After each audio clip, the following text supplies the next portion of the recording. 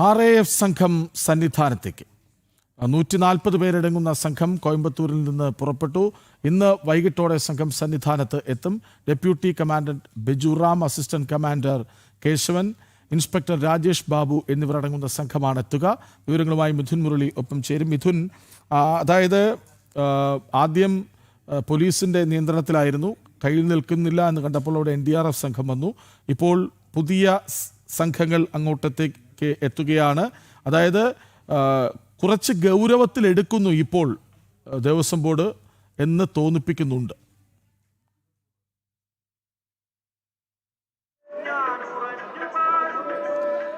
കൃഷ്ണരാജ് പറഞ്ഞ പോലെ തന്നെയാണ് സന്നിധാനത്തെ അടിയന്തര സാഹചര്യങ്ങൾ നേരിടുന്നതിന് പോലീസിന് മാത്രം അത് കൈകാര്യം ചെയ്യാൻ സാധിക്കില്ല എന്നുള്ള തിരിച്ചറിവിലാണ് ഇപ്പോൾ കേന്ദ്ര സേനകളെ സന്നിധാനത്ത് വിന്യസിപ്പിക്കുന്നത്. NDRF സംഘം നേരത്തെ തന്നെ 70 സംഘം സന്നിധാനത്ത് ഉണ്ട്. പരിശീലനം സിദ്ധിച്ച തിരക്ക് നിയന്ത്രണത്തിലടക്കം കാര്യങ്ങൾ വേഗപൂർവ്വം കൈകാര്യം ചെയ്യാൻ വൈദഗ്ധ്യം നേടിയ RAF സംഘമാണ് ഇന്ന് വൈകിട്ടോടുകൂടി സന്നിധാനത്തേക്ക് എത്തുന്നത്. 140 പേരടങ്ങുന്ന സംഘം കോയമ്പത്തൂരിൽ നിന്ന് പുറപ്പെട്ടു കഴിഞ്ഞു. ഇന്ന് വൈകിട്ടോടുകൂടി ഈ സംഘം സന്നിധാനത്തേക്ക് എത്തും. Deputy commander Bijuram, assistant commander Keshavan, inspector Rajesh Babu എന്നിവരടങ്ങുന്ന RAF സംഘമാണ് വൈകിട്ടോടുകൂടി സന്നിധാനത്തേക്ക് എത്തുന്നത്.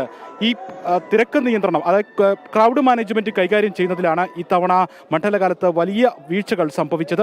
ഈ കാര്യം പോലീസിന് മാത്രം നിയന്ത്രിക്കാൻ സാധിക്കുന്ന ഒന്നല്ല എന്ന് കഴിഞ്ഞ ദിവസത്തെ സാഹചര്യങ്ങൾ വ്യക്തമാക്കിയതാണ്. പോലീസിന്റെ നിയന്ത്രണങ്ങൾക്ക് അപ്പുറമായിരുന്നു കഴിഞ്ഞ ദിവസത്തെ സ്ഥിതിഗതികൾ. ഈ സാഹചര്യത്തിലാണ് വളരെ പെട്ടെന്ന് തന്നെ NDRF സംഘത്തെ സന്നിധാനത്തേക്ക് വിനിയോഗിക്കുന്നതിനുള്ള നടപടികളുമായി ദേവസ്വം ബോർഡും ഒപ്പം മുന്നോട്ട് പോയത്. ഇതിന് തൊട്ട് പിന്നാലെയാണ് ഇപ്പോൾ RAF സംഘവും സന്നിധാനത്തേക്ക് എത്തുന്നത്.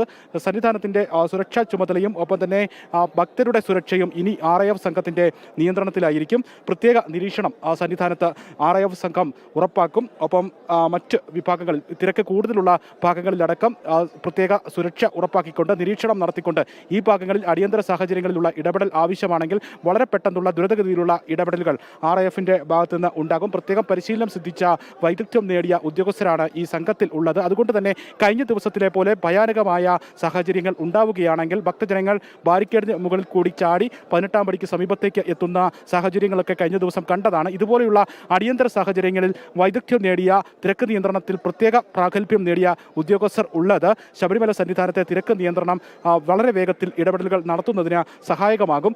RAF സംഘത്തിൻ്റെ ഇടപെടലുകൾ വളരെ വേഗത്തിൽ തിരക്ക് നിയന്ത്രണം, ക്രൗഡ് മാനേജ്മെന്റ്, ഒപ്പം തന്നെ സുരക്ഷാ ക്രമീകരണം അടക്കമുള്ള കാര്യങ്ങളിൽ അടിയന്തര സഹായങ്ങൾ, ഇപ്പോൾ ഭക്തജനങ്ങൾ കുഴഞ്ഞു വീഴുന്നതടക്കമുള്ള സാഹചര്യങ്ങൾ ഉണ്ടാവുകയാണെങ്കിൽ ആ ഭക്തജനങ്ങൾക്ക് വൈദ്യസഹായം വളരെ വേഗത്തിൽ ഉറപ്പാക്കുന്നതടക്കമുള്ള കാര്യങ്ങൾക്ക് RAF സംഘം സന്നിധാനത്ത് നിലയുറപ്പിക്കുന്നത് ആശ്വാസമാകും എന്നുള്ളതാണ്. എന്തായാലും ഇന്ന് വൈകിട്ടോട് കൂടി 140 പേരടങ്ങുന്ന സംഘം സന്നിധാനത്തേക്ക് എത്തുന്നു. നിലവിൽ തൃശ്ശൂരിൽ നിന്നും ചെന്നൈയിൽ നിന്നുമുള്ള NDRF സംഘം 70 അംഗ സംഘം സന്നിധാനത്ത് സേവനം അനുഷ്ഠിക്കുന്നുണ്ട്. മുഴുവൻ സമയവും NDRF സംഘത്തിൻ്റെ സേവനം സന്നിധാനത്ത് ലഭ്യമാണ്. അതോടൊപ്പം തന്നെയാണ് ഇപ്പോൾ RAF സംഘം, റാപ്പിഡ് ആക്ഷൻ ഫോഴ്സ്, കേന്ദ്രസേന സന്നിധാനത്തേക്ക് എത്തുകയും ഇനിയുള്ള തിരക്ക് നിയന്ത്രണം, ക്രൗഡ് മാനേജ്മെന്റ് അടക്കമുള്ള കാര്യങ്ങളിൽ നേതൃത്വം നൽകിക്കൊണ്ട് സന്നിധാനത്ത് അവർ നിലയുറപ്പിക്കുകയും ചെയ്യുന്നത്.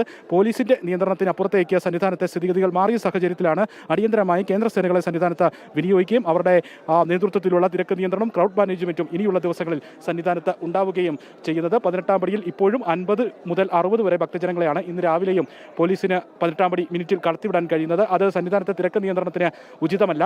80 മുതൽ 90 വരെ ഭക്തജനങ്ങളെ 18-ാം പടി മിനിറ്റിൽ കടത്തിവിട്ടാൽ മാത്രമേ സന്നിധാനത്ത് തിരക്ക് നിയന്ത്രണ വിധേയമായി നടപ്പന്തലടക്കമുള്ള ഭാഗങ്ങളിൽ നിലനിർത്താൻ സാധിക്കുകയുള്ളൂ.